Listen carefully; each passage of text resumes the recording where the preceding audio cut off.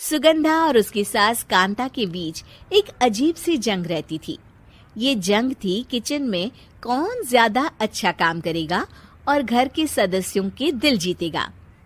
और उनकी इस जंग में हमेशा कुर्बान होते थे उनके दोनों पति। कैसे? आइए देखते हैं इस किचन पॉलिटिक्स की कहानी में। एक दिन किचन में, माँ जी, आज मैं बना रही हूँ मेथी की सब्जी। इस खाने से घर वालों के पेट की सारी समस्या खत्म हो जाएगी। और मैं बना रही हूँ तड़के वाली छाछ, जिसे पीते ही गैस की समस्या कभी नहीं होगी। दोनों अपने अपने खाने को लेकर टेबल पर पहुंच जाती हैं।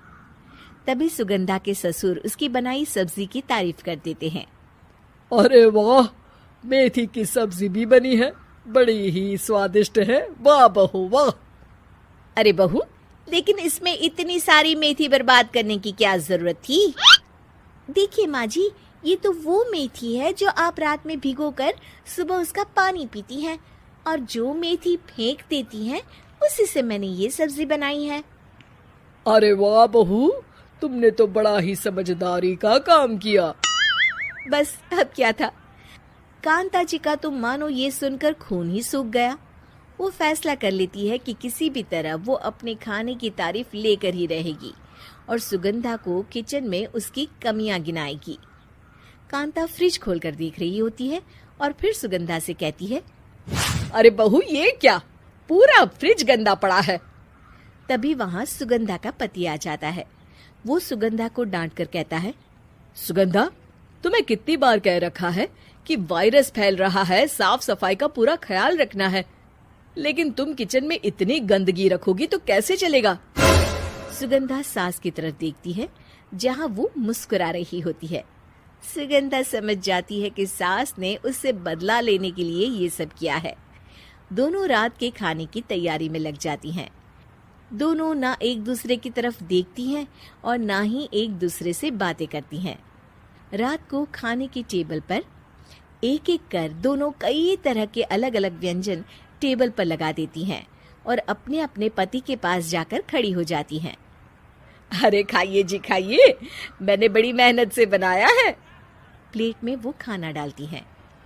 सुगंधा भी दोनों की प्लेट में खाना डालते हुए कहती है, बड़ी ही मेहनत लगी है इस खाने को बनाने में। हाँ, दोनों को ना चाहते हुए भी सारा खाना खाना पड़ता है। कहीं दही तो कहीं मलाई तो कहीं मसाला।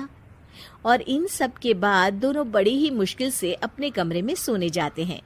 लेकिन अगली सुबह सुगंधा का पति चिल्ला रहा होता है, हाय रे, हाय मेरा तो पेट खराब हो गया, हाय माँ बहुत दर्द हो रहा है। तो वहीं कांता के कमरे से भी कुछ ऐसी ही आवाज आने लगती है।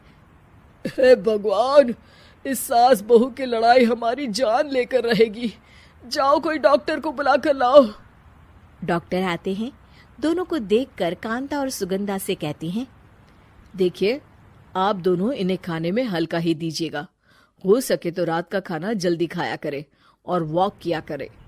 इतना कहकर डॉक्टर वहां से चले जाते हैं। जिसके बाद एक बार फिर से दोनों बहुएं किचन में जाती हैं और खाना बनाने में लग जाती हैं। रात में खाने के टेबल पर दोनों एक बार फिर से खाना लगाने लगती है। पापा जी, मैंने ये पतली मूंग की दाल की खिचड़ी के साथ ये पापड़ और पुदीने की चटनी भी बनाई है। अरे बहू, अभी अभी बेचारे पेट की बीमारी से गुजरे हैं, इतना भारी खाना तो डॉक्टर ने भी मना किया है ना। देखिए, मैंने आप दोनों के लिए सूप बनाया है। और दोनों उन लोगों की प्लेट में खाना डालने लगती हैं।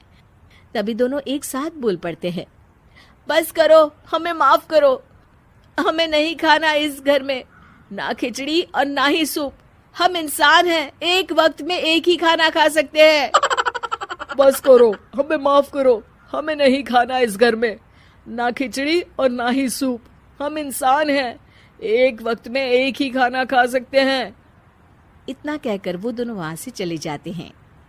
कहानी का अंत। आप लोग उम्मीद कर रहे होंगे कि अंत में सब ठीक हो जाएगा। नहीं जनाब, अगर सास बहू के बीच सब ठीक हो जाए तो आप ये सीरीज देखे ही क्यों?